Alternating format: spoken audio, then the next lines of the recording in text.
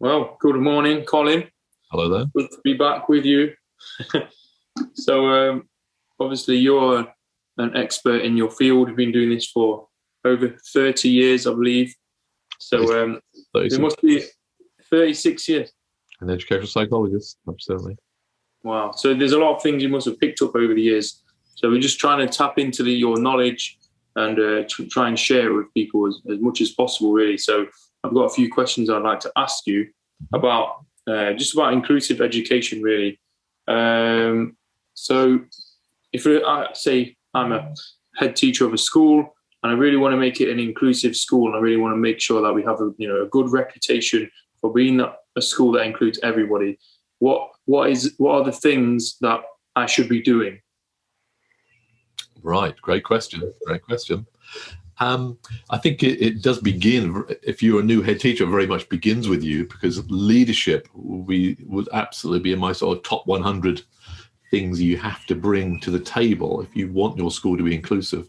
People will look to you, they'll look to you, and they'll look to your leadership team for your attitudes, for your thinking, for your approaches. So if you can set your stall out very clearly about where you stand in relation to exclusions, like being against them, for including maybe the whole range of children and young people who appear in your community, people will listen to that. They will notice it. They may not like it initially, but they'll take your lead. If you're in charge, it's your set of values, which in my experience has been so important across the inclusive schools I've worked with over the years.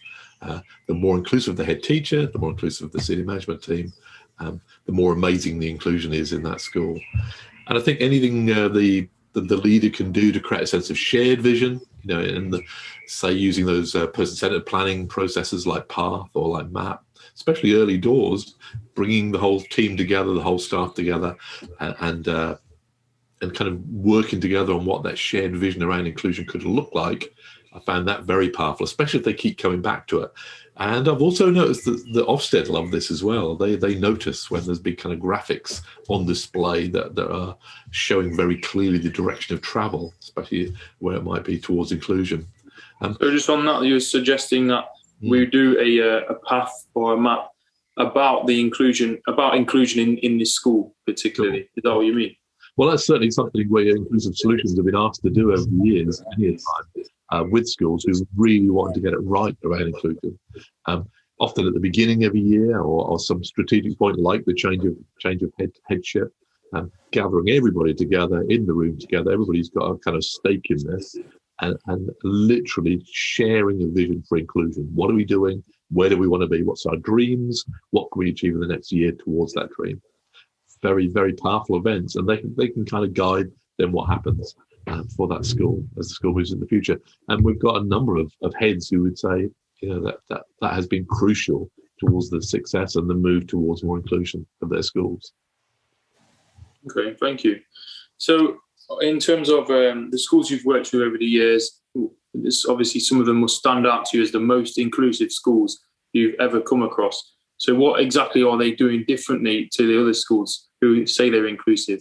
Sure. Well, I think for starters, they tend to for starters, they're very, very, very reluctant to do any kind of form of exclusion. They've got other processes working. Often they embrace restorative justice, restorative processes. They're more likely to be employing pupils as mediators, as peer counsellors. That's quite striking. I think so their approach to exclusion is obviously they're the opposite extreme to kind of zero tolerance kind of approaches. They'll do anything. They're very focused on relationships, that being really, really kind of crucial. And I think they often go out of their way to find out where the disabled children and young people are in their communities, and when approached, will embrace and welcome, really do something positive things around the welcome for children and young people who are different, disabled. Whatever their challenge, their inclusion challenge might be, they're going out of their way to make sure they are in the school, not in special education, not in alternative provision, actually attending their schools. So I would say that some of the big elements in all this are around attitude. So positive hearts, positive minds, really goes such a long way, and in a way much more important than the financial aspects. When finances and resources are often spoken about when we talk about inclusion, But actually, when it comes down to its hearts and minds, if a head teacher, special needs coordinator, a team really want to make this happen, the money isn't going to stop them. It's attitude all the way, I think.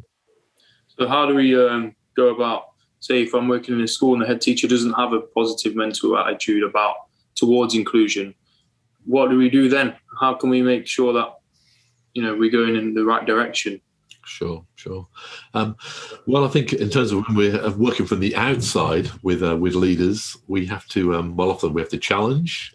But also, I think sometimes there's an issue around imagination, and some people just can't see it, and they kind of need to see it. So I think anything we can do when we're trying to support and shape change with a leader, we have to kind of help them with their imagination. We have to talk about what's possible. We have to encourage and nurture. And so sometimes that's talking up stories and really telling the story of what's happening elsewhere. It could be elsewhere in the world, or it could be very local down the road. But telling the story, I think the importance of shared video resources where it's actually happening, so people can see that happening, allowing that leader to actually visit somewhere where it's happening. But I still think we can be very persuasive as outsiders to help nurture that imagination of what's possible, but really sort of feeding and supporting. Often what's underneath some of this issue is around confidence.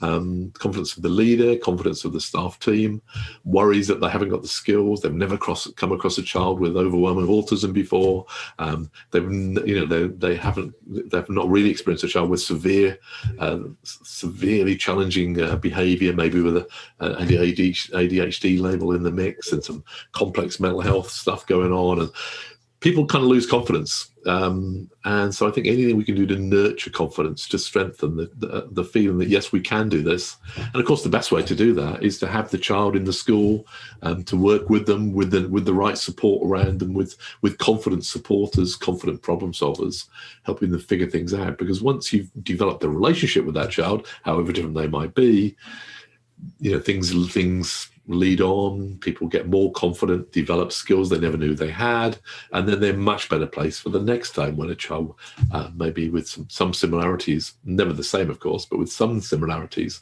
might come along. So you mentioned like telling stories and this type of changing the narrative around disabled young people, basically. Sure. Is there any examples you can think of a school that's just really got it right, and when you step into this school, you can feel the inclusion, and it just seems like a really good, a positive place? What kind of things do you see in this school? What sort of day-to-day do you see for the disabled children in that school? You'd see flexibility straight away. You'd be very sort of visually aware of those children. They may be around, they may be moving around between different spaces. They won't forever necessarily be in that same classroom. There'll be times when they're coming to and fro. They're doing different things. You can see them being supported by individual adults, but you'd also see them supported by children and young people. Obviously, there's the Circle of Friends approach, which we love at Inclusive Solutions, and you might well see a team of children kind of figuring things out around the inclusion of that young person. You see disabled young people appearing in assemblies, in kind of other events around Christmas or other kind of big events where there might be performance or other times like that. That's often quite striking, the way that the people have really actively involved them in the physical activities and the dramatic activities and the expressive arts, whatever might be going on. There's on the school trips, they'll do anything but leave people behind or leave them out. That just won't be happening. You'll see them visibly present, not just present, but performing, participating, contributing. Their voice, however they communicate, is being listened to and probably informing practice across the school. And you can just tell, and you can almost pick it up in the ethos, in the atmosphere in that school as you move around, in the way people are talking about children and young people. It's very tangible, but also in the actual practice, the actual lived practice. And when you talk to the parents, of course, that comes across even more strongly. And the parents will be telling you they're feeling listened to. They feel almost part of the team, almost part of the leadership around what's happening around their child, certainly part of the problem solving on the day-to-day basis. and and they'll respect the school for that. They'll love that. There'll still be issues. There'll still be challenges. There'll still be harm caused. There'll still be stuff that needs to be figured out. But by this kind of atmosphere, this ethos, this very positive attitude to working together, all kinds of things seem to be possible. Thank you. So just one more thing I wanted to ask you about would be how these really inclusive schools that you've worked with in the past, how do they support the young people's mental health? Is there anything particularly that they're doing that you've noticed around mental health? Well, first of all, they're welcoming schools. They go out of their way to make sure children have a soft touchdown, especially if they've had hard experiences during lockdown or in other school settings. They'll absolutely do whatever they can. They may even create a little welcome committee of children, young people, to kind of be that supporting team that helps the young person kind of get settled into the new setting. It'll also be a listening school that will listen, and they mean that. They really will listen. The adults will listen. They may have other young people working as mentors, as mediators, or within circle of friends wrapped around children to kind of really actively listen around children and give them the support they need. They're often schools that will think about the value of the long view. In our Keys to Inclusion training, we're always talking about the long view, about people who've been there for you over the years, who really run the extra mile. And these inclusive schools who really get it right around mental health, that's exactly what they do.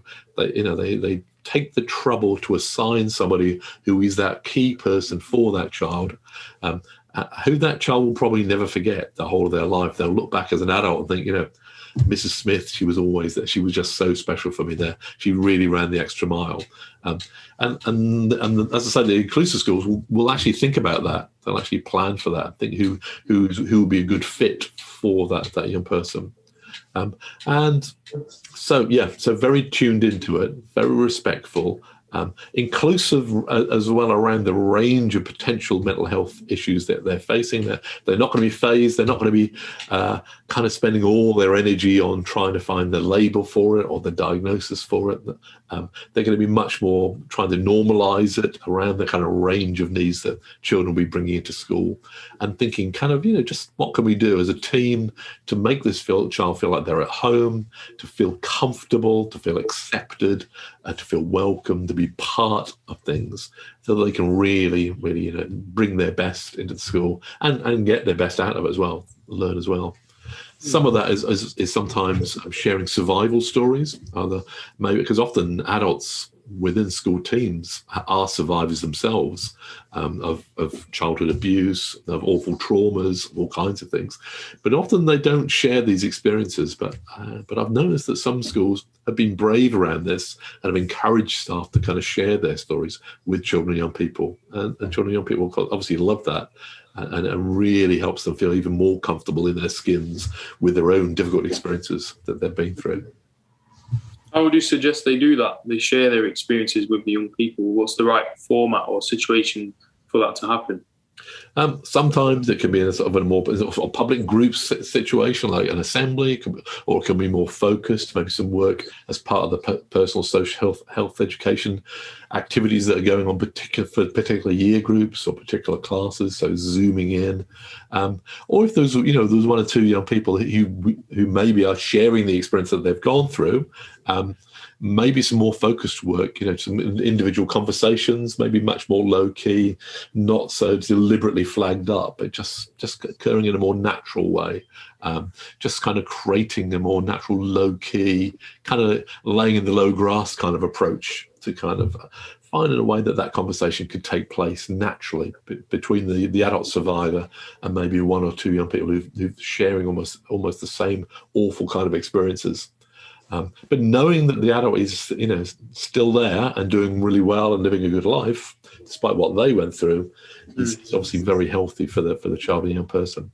So big splash, assembly style, or super low key, the child maybe barely realizes what's happening. It's just happened in such a natural kind of way, and maybe everything in the middle. Very therapeutic with a small t. So a few of the people I've met over the years, the disabled young people, they've found it really hard to make friends, and that's kind of been the challenge for them in school in terms of their inclusion.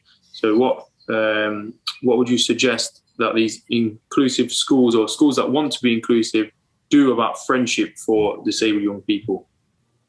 Yeah, it's interesting. It's, my colleague Derek Wilson, he's always saying that children go to school because they want to be included by the other children. They're not really interested in the adults. They're not looking to the adults to include them. It's the other young people, isn't it, that they go to.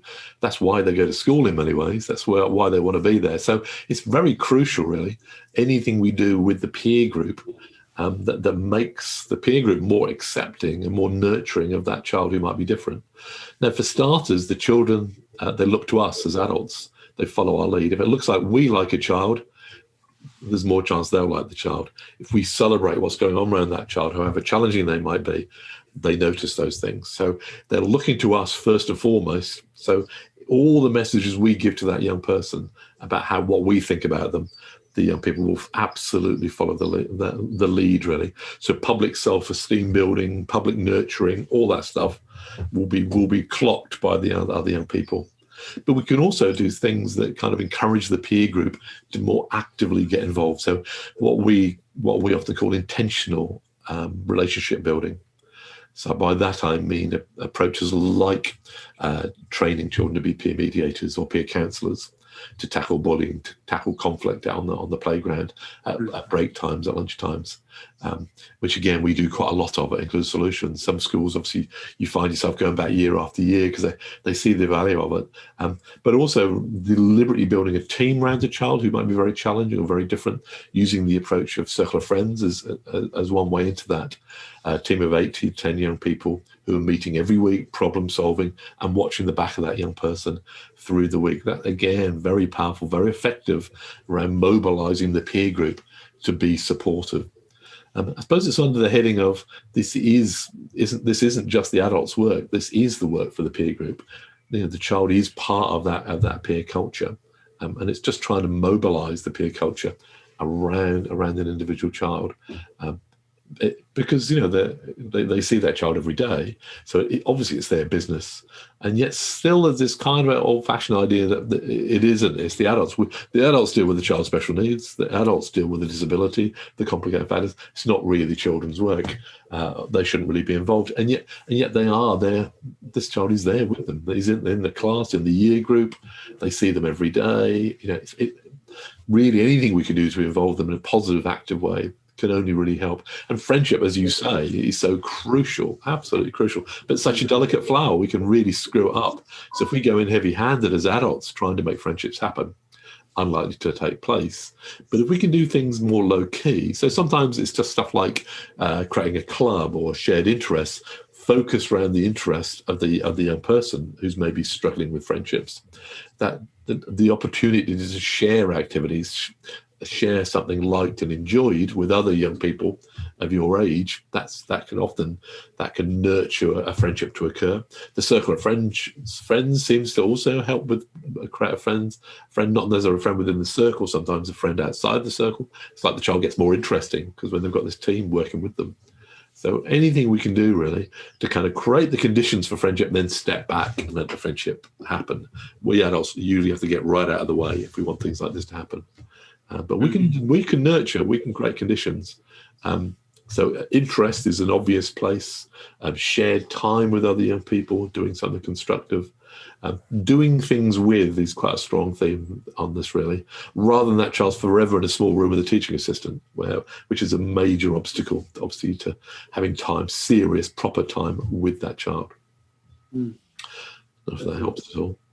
That's really good. So is there anything else you want to mention about what makes a school really, really inclusive? Because we've covered quite a lot of ground there, but is there anything else particularly that you want to mention?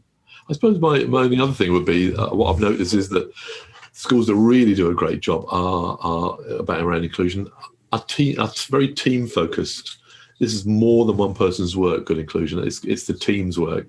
So that might be the whole school team, but on a day-to-day basis, it might be a kind of a core team that maybe involves the class teacher or the subject teacher or the form teacher, a teaching assistant being part of that team. Maybe the special needs coordinator is periodically part of that team. So thinking who needs to be part of that team, for that child, that in person, their parent, their carer. Where do they fit into the team? And the team coming together when they need to, when they're stuck, maybe coming together using processes like a solution circle, just to kind of get unstuck. 20 minutes, fast problem solving, just get loosened up a bit. Or maybe they want to go a bit deeper. They might use the insights, the solution circle. That's maybe 50 minutes to 60 minutes, so that goes a bit deeper. Or maybe they want to go, there's some real big issues around the child's behaviour, and they want to sit together, and they also want to involve some external agencies, maybe the visiting ed psych, the advisory teacher, that health professional. They feel like they kind of need to involve in this particular setting, and then maybe that'd be the circle of adults process. That'll take maybe an hour and a half. They really want to go in depth. They really don't want to go down the exclusion road. They really want to understand this child much, much better, have some great working theories that will form some specific strategies.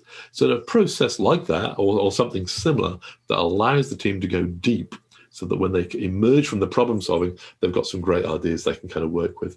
I suppose anything that helps a team to be reflective, to offer them a bit of group supervision, a bit of mutual support, and to help contain some of the emotions that are often around. This can really help them when they're back on the day-to-day basis with this, the grind, the hard stuff of kind of accessing the curriculum, accessing the playground, getting through lunchtime, getting through the school day, really.